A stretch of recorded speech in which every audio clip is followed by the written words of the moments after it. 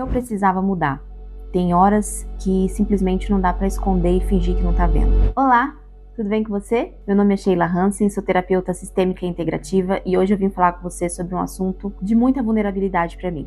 Eu precisava mudar. Tem horas que realmente não dá pra fingir que nada está acontecendo. Já tem um tempo que eu venho conversando com vocês lá nas minhas redes sociais sobre um processo de transformação que eu resolvi viver, e isso aconteceu por conta de algumas coisas que eu vou contar pra vocês nesse vídeo. Eu decidi falar sobre isso com vocês aqui e tornar público esse meu processo para que eu possa incentivar vocês e para que eu possa talvez ajudar pessoas que talvez passaram pelas mesmas questões que eu vivi e que eu vou compartilhar com vocês agora.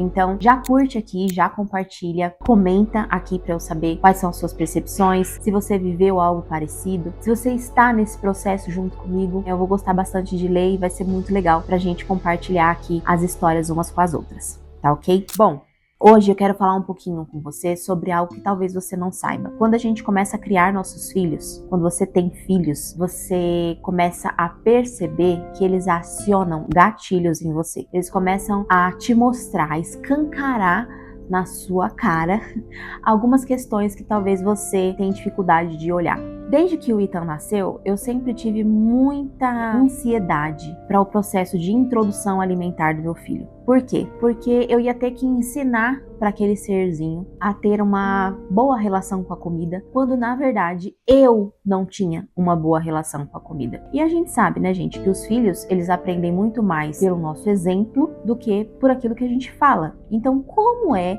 que eu iria conseguir ensinar o meu filho a ter uma boa relação com a comida, sendo que o que ele estava vendo era algo completamente diferente quando ele olhava para mim, quando ele me observava. Então, quando a introdução alimentar começou, foi muito difícil. Não por ele, tá? Porque ele aceitava todos os alimentos, às vezes ele fazia caras e bocas, mas ele aceitava todos os alimentos. Era difícil por minha causa, porque ver ele comer determinados tipos de alimento, gente, era uma sensação muito complicada. Eu sentia muito nojo, eu tinha vontade de vomitar quando ele comia alguns alimentos. Eu tinha uma angústia, uma raiva, um bolo na minha garganta, uma vontade de chorar muito grande. Era muito difícil esse processo, tanto que muitas vezes eu deleguei para babá dele a tarefa de alimentá-lo. Depois de um tempo, o caldo começou a engrossar, porque ele começou a rejeitar os alimentos. Ele começou a não querer, dar muito trabalho para comer, jogar a comida no chão, cuspir tudo, não querer nada. Tinha dias que ele ficava até horas sem comer. Então aquilo começou a me apavorar, começou a me deixar mais angustiada do que eu já estava. Porque o que é que eu faria nesse momento? Eu iria forçar o meu filho a comer? Eu iria fazer ele engolir a comida,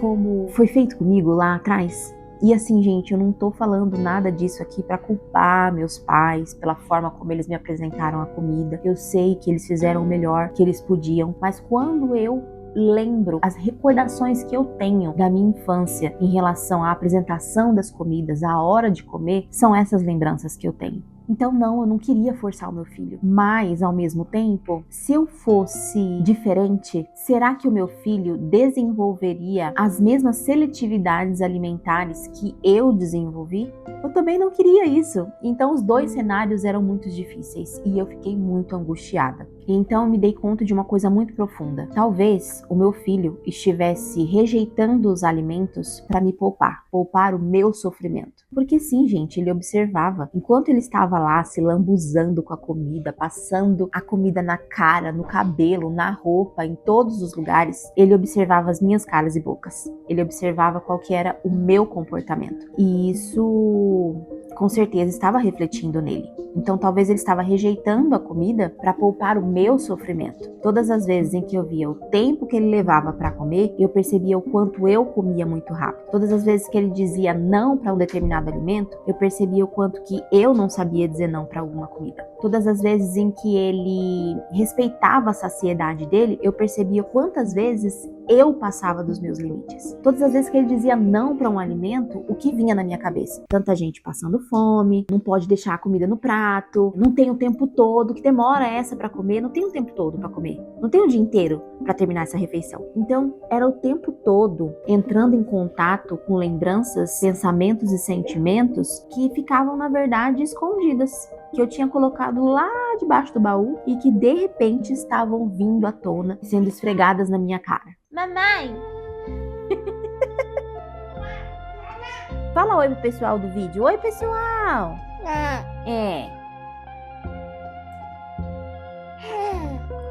Foi então que eu entendi. O meu filho não estava me dando trabalho para comer, ele estava me mostrando. E então eu resolvi me olhar no espelho. Eu sempre tive problemas em relação ao peso, a minha relação com a comida, mas ao longo do tempo eu parei de dar devida importância para isso. Porque toda vez que eu dava importância para isso, doía. Então eu resolvi realmente colocar isso embaixo do tapete. Não permitir mais que aquilo ali me impedisse de viver e de fazer aquilo que eu gostaria de fazer. Só que, não olhando para isso, eu só fortalecia isso. Isso o que, gente? A doença, tá? Eu cheguei à obesidade de grau 2. E aí eu me perguntei na hora que eu me olhei no espelho, até onde eu vou precisar chegar para enfim dar importância para isso? Até quando que eu vou continuar fingindo que nada tá acontecendo? Foi quando eu resolvi interromper essa história. Essa história de emagrecer, engordar, fazer exames está tudo bem, fazer exames está tudo péssimo. Enfim, eu resolvi me transformar. Eu iniciei um processo de mudança real. Desparasitação, desinflamação, desintoxicação, medicamentos, suplementos, acompanhamento médico, o endocrinologista, nutricionista, acompanhamento terapêutico, psicológico, emocional. Voltei para academia depois de quase 10 anos sem fazer a academia mesmo. Mudei completamente a minha forma de comer e a minha rotina no meu dia a dia. Enfim, gente, eu estou nessa jornada de transformação, não perfeita, mas muito consciente. E eu vim aqui hoje para falar com vocês sobre as principais lições que tudo isso me deu desde quando eu me toquei que eu precisava mudar até agora. Eu anotei aqui para não esquecer e falar para vocês cada um desses pontos. Então, o primeiro, criar filhos vai ativar gatilhos em você. E é sua responsabilidade cuidar das suas dores, em vez de projetar as suas dores neles. Então, eu já estava começando a fazer isso com meu filho. E o Ethan, gente, ele não precisa de uma mãe perfeita. Eu não preciso ser uma mãe perfeita, mas eu preciso sim ser adulta o suficiente para assumir as minhas próprias feridas e curá-las, porque senão ele iria precisar pagar uma conta que não era dele. Então, isso aqui é muito forte, é muito real e eu gostaria que eu tivesse me tocado disso até antes, né? Mas, novamente, não sou uma mãe perfeita, estou consciente disso agora e estou fazendo por onde.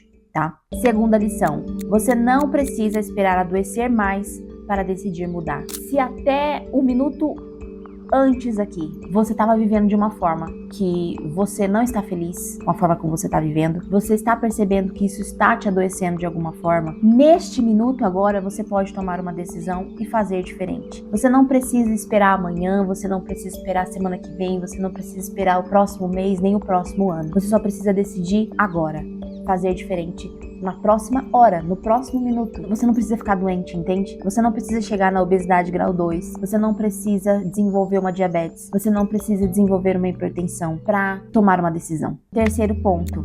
Sobrepeso muitas vezes não é falta de força de vontade. Você não emagrece, não é porque você é safada, não é porque você é sem vergonha, não é porque você não tem força de vontade. É história emocional acumulada no seu corpo, talvez de anos, como no meu caso, vinha da infância. Gente, eu tenho quase 40 anos e eu carreguei isso comigo a vida toda. Então, essas histórias acumuladas, não tratadas, não curadas, não olhadas, sim, elas podem trazer esse peso que talvez você esteja cansada de carregar e você pode soltar no momento em que você decidir olhar para essas feridas. Última lição.